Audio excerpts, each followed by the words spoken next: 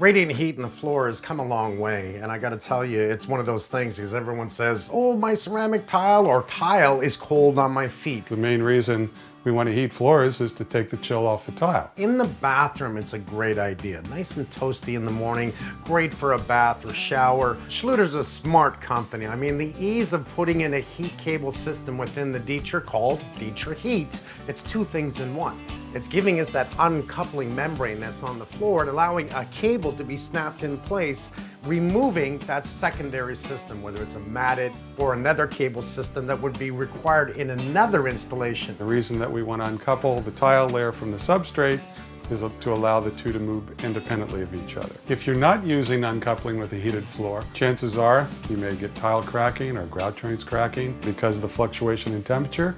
We want to make sure that we're allowing the tile to move independently. And we're not doing the additional step of adding the self-leveler.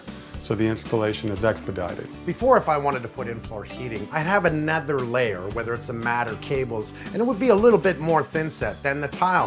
What that does is gives me a high transition to another floor. So by removing that one system, what we've done is it's a low floor. It ties right into a hardwood, a carpet, nice and simple. The transition flawless. You're gonna love this, Sherry. I mean, how many times have you installed DITRA? Don't even know. Over and over again. DITRA Yeah, Heat, every obviously, job. it makes sense. DITRA Heat, we're gonna add cable. So what this does is it just wipes out that secondary system. We always use the mats. Which has to be pre-ordered and take some time. That's usually. right, and then we're gonna thin set that down, then we have to wait for the tile. This is so simple, this just literally, the heat cable gets snapped down into the pucks, and let me show you. Okay. Are you ready? Come on Yeah. down. You got your float? Yeah.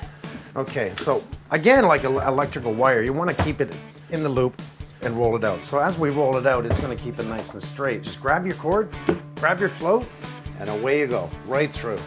That easy. All right. Okay, last things, do's and don'ts. We're going to be at least 3 full pucks away from anything. I love that you taped for the vanity, so we don't need to put it under the vanity. We don't need to install the heat cable under the toilet.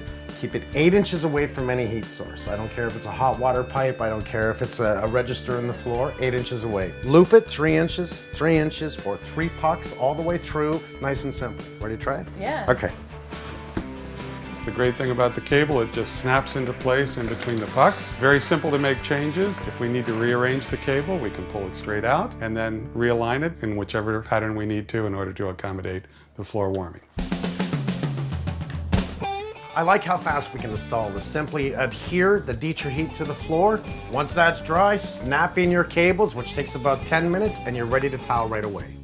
Now that the heat cable's down, we have 2 heat sensors. And what I like about this, you're gonna run 2 heat sensors. You cut out just 1 puck, that sensor lies right in. The reason there's 2 that goes back to the thermostat box is, if ever in the future, for whatever reason, one of the sensors failed, you have a spare sensor inside the box. So we won't have to pop up tiles to fix it. Doesn't that make sense? Much better.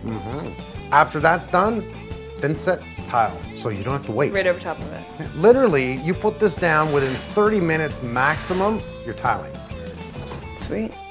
So, you're tiling. Surprise. Okay.